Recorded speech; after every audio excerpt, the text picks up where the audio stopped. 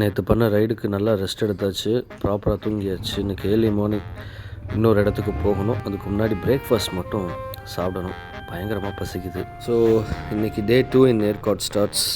இன்றைக்கி நம்ம ஏற்காடு வந்ததே இந்த ஒரு ரைடை போகிறதுக்காக தான். இன்றைக்கி நம்ம பண்ண போகிற ரைடு ஒரு 32 கிலோமீட்டர்ஸ் நம்ம ட்ராவல் பண்ண போகிறோம். இன்றைக்கி போகிற இடங்கள்லாம் நிறைய விஷயங்கள் இருக்கும், அழகான இடங்கள் இருக்கும். தொடர்ந்து என்னுடைய விலாகை வாட்ச் பண்ணுங்கள். உங்களை நிறைய இடத்துக்கு கூட்டிகிட்டு போகிறேன். அதை பற்றின ஒரு இன்ட்ரெஸ்டிங் ஃபேக்ட்ஸை பற்றியும் நான் அந்த விலாகில் கட்டாயம் உங்களுக்கு சொல்கிறேன். இந்த இடம் ஞாபகம் இருக்கா? நம்ம லாஸ்ட் எபிசோட் போஸ்ட் கிரெடிட்டில் ஒரு கல்மீன் கடைன்ற ஒரு ஸ்பாட்டுக்கு வந்து நம்ம ஸ்ட்ரீட் ஃபுட் ட்ரை பண்ணியிருப்போம். ஸோ அந்த ஸ்பாட்டு தான் இந்த லொக்கேஷன். லாஸ்ட் எபிசோடில் டிஸ்கிரிப்ஷனில் இந்த இடத்துடைய லொக்கேஷனும் நான் கொடுத்துருக்கேன். நீங்கள் ஏற்காடு வந்தீங்கன்னா கட்டாயம் இங்கே வந்து ட்ரை பண்ணுங்கள். இதுதான் மெயின் ஹப் ஏற்காடுக்கு. நீங்கள் ஏற்காடில் எங்கே தங்கியிருந்தாலும் இங்கே வந்தால் போதும். இந்த லொக்கேஷனுக்கு நீங்கள் விருப்பப்படுற முக்கால்வாசி ஃபுட்டு இங்கே அவைலபிளாக தான் இருக்கும். சூடாகவே ப்ரிப்பேர் பண்ணி கொடுத்துருவாங்க. சாப்பிட்டுட்டு டக்கு டக்குன்னு நீங்கள் டிஸ்பேச் ஆகிறது தான் வேலை.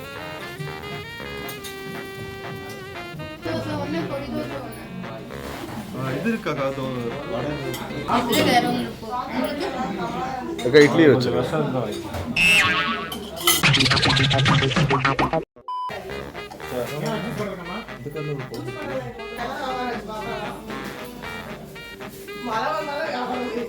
கடைசியில் இந்த ஆஃப் ஆயில சுருட்டி வாயில் போட்டாதான் ஃபினிஷிங் டச்சு.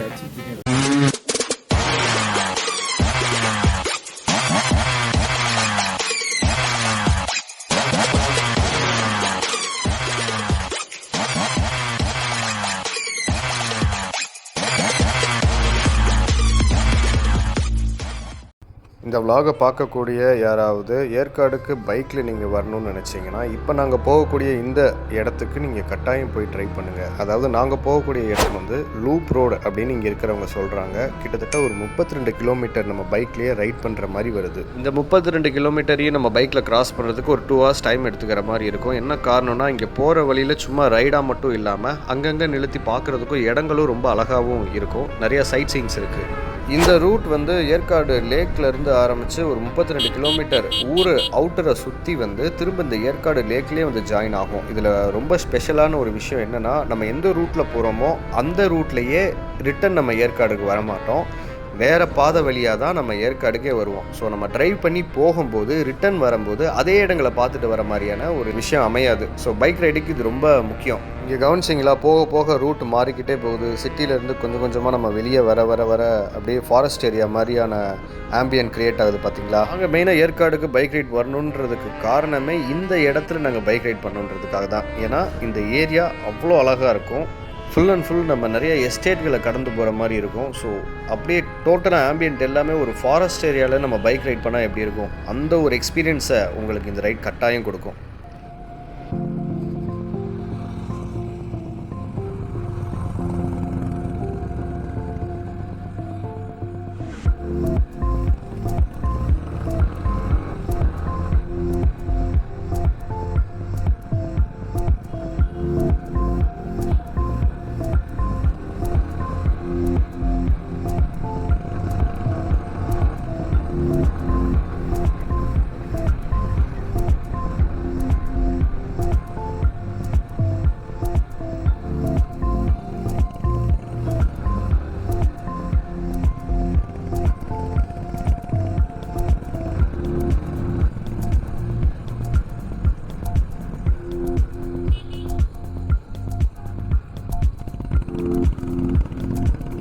ஒரு 2 நாள் ஃபோனெல்லாம் சுவிட்ச் ஆஃப் பண்ணிவிட்டு இந்த மாதிரி இடத்துக்கு வரணும், சிட்டியிலேருந்து தனிச்சு வரணும்னு நினச்சோம். வந்துட்டோம். இந்த இடத்துல எங்களுக்கு நாங்கள் அப்புறம் எங்களுடைய பைக், இந்த 2 விஷயம் தான் யோசனையில் இருக்கும். என்ன ஒன்றும் காண நின்று பார்ப்போம் வராங்களா இல்லையான்னு.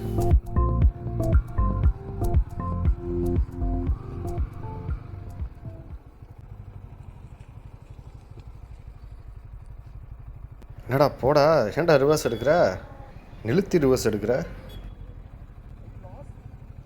No, I'm okay. God attracted to your vehicle. பரவாயில்லைங்க, நான் வண்டியை ஓரம் கட்டினதை பார்த்துட்டு டக்குன்னு உனக்கு எதுவும் ஹெல்ப் வேணுமா, நீ இந்த இடத்துல எதுவும் தொலைஞ்சிட்டியான்னு கேட்டு போகிறான். நான் ஆக்சுவலாக பின்னாடி வர நம்ம பசங்களுக்காக வெயிட் பண்ணிகிட்டு இருந்தேன். எத்தனை பேர் இந்த மாதிரி வந்து கேட்பாங்க. ஸோ இந்த ரூட்டில் நீங்கள் வரீங்கன்னா எந்த ஹெல்ப் வேணாலும் அப்பப்போ கிடைக்கும். நீங்கள் ரொம்ப லோன்லியாலாம் ஃபீல் பண்ண மாட்டீங்க. அங்கங்கே சின்ன சின்ன கிராமங்களும் இருக்கும், ஆள்களும் அங்கங்கே போகிற வழியில் இருப்பாங்க. எந்த எமர்ஜென்சினாலும் உங்களுக்கு ஹெல்ப் பண்ணுவாங்க. இதில் நான் வண்டி ரொம்ப அழகாக இருக்குன்னு வேறு சொன்னதுனால பார்த்து சிரிச்சிட்டே போகிறான், சந்தோஷமாக ஹாப்பியாக போயிட்டுருக்கான். இந்த லூப் ரோடுன்ற கான்செப்டே ஒன்று உருவாக்குனதுக்கு காரணமே இங்கே உள்ள எஸ்டேட்டு தான் எனக்கு தோணுது. ஏன்னா லெஃப்ட் அண்ட் ரைட்டு ஃபுல்லாகவே எஸ்டேட்டு தாங்க. Silver okay tree, coffee, orange, இந்த மாதிரி நிறைய எஸ்டேட் இருக்குது. ஓக் ட்ரீ எல்லாம் சுற்றி உங்களால் அந்த பெப்பரையும் பார்க்க முடியும், அதையும் படர விட்டுருக்காங்க. அஃப்கோர்ஸ் நம்ம ஆளுகிட்ட இருந்து இந்த இடத்த பிரிட்டிஷ் பீப்புள் வாங்கி இங்கே நிறைய எஸ்டேட்களை உருவாக்கியிருக்காங்க. அது மூலமாக நிறைய கல்லா கட்டியிருக்காங்க. ஏன் ரியல் எஸ்டேட்டும் இவங்கனால தான் இந்த இடத்துல நிறையா வளர்ந்துச்சு. அதனால தான் இந்த ஏற்காடே ஒன்று ஃபார்ம் ஆனதாகவும் சொல்கிறாங்க. எதனால் சொல்கிறேன்னா 1819 ஏற்காடுன்ற ஒரு விஷயமே கிடையாதுங்க. இந்த இடத்துல சேர்வராயன்ற மலை மட்டும்தான் இருந்துதான், அங்கே ஒரு கோயிலும் இருந்ததான். அந்த சேர்வராயன் கோயிலை சுற்றி நிறையா பழங்குடிகள் வாழ்ந்துருக்காங்க. இது வந்து லேட்டரான் சேலத்தில் ஆட்சியாளராக இருந்த ஒரு ஸ்காட்லாண்ட்காரர் டேவிட் காக்பர்ன்றது அவருடைய பேர். அவருக்கு தெரிய வந்து சேலத்துலேருந்து அடிக்கடி சம்மருக்கு வெக்கேஷன் மாதிரி இந்த சேர்வராயன் மலையை வந்து பார்த்துருந்துருக்காரு. மேல் பீகாக் பீகாக் பீகாக் குடுகுடுன்னு ஓடிடுச்சு.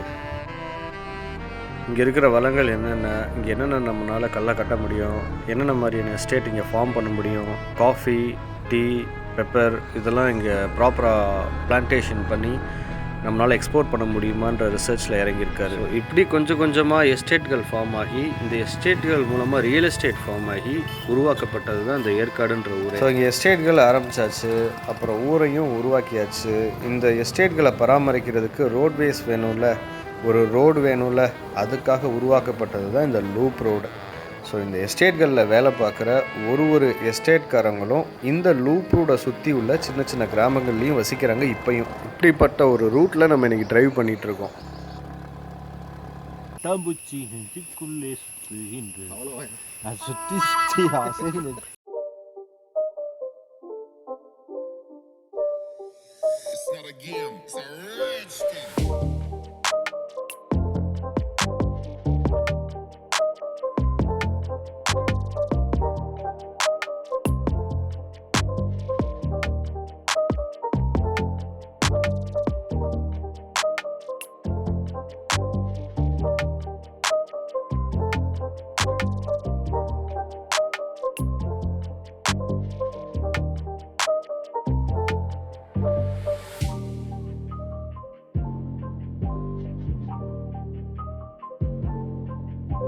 அங்கே கீழே இறங்கி ஒரு எஸ்டேட்குள்ளே போயிட்டுருக்கோம்.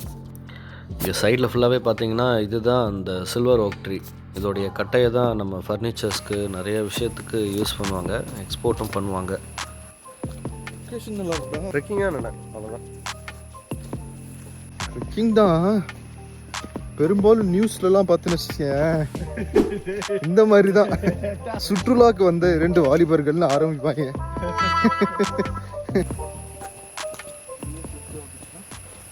சிறுத்தை பிரச்சனை இல்லை.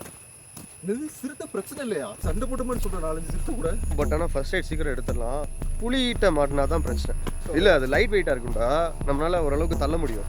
புளி தள்ள முடியாது, ஏன்னா அது நம்மளோட வெயிட்டாக இருக்கும், நம்மளோட உயரமாகவும் இருக்கும். நீ பார்த்தியா இங்கே இருக்கிற ஸ்டோன் ஒன்றும் அடுக்கி வச்சுருக்காங்க மனக்கிட்டுன்னு, புரியுதா? இது நேச்சராக ஃபார்ம் ஆன ரூட்டே கிடையாது, எல்லாமே அடுக்கி வச்சுருக்காங்க. வச்சா இன்னும் கொஞ்சம் தூரம் இருந்தாவா.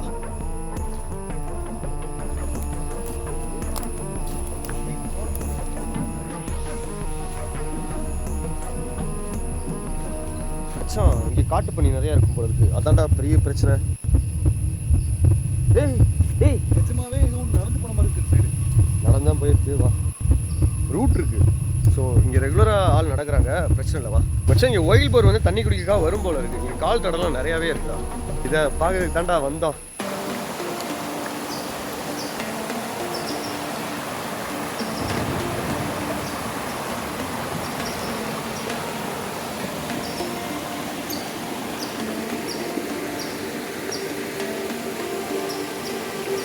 நல்லா அம்சமாக இருக்குது ஏரியா.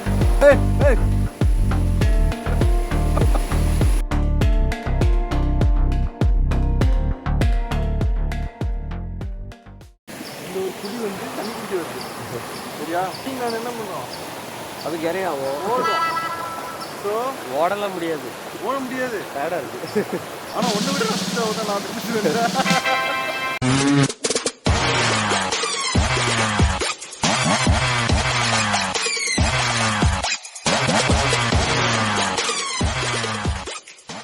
அது பிச்சடு, அது காஃபி செடி தானே?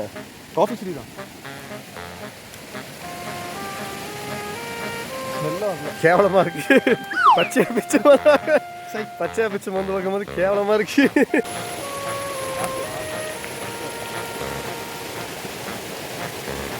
இப்பொழுது தலைகீழாக குதிக்கப் போகிறார்.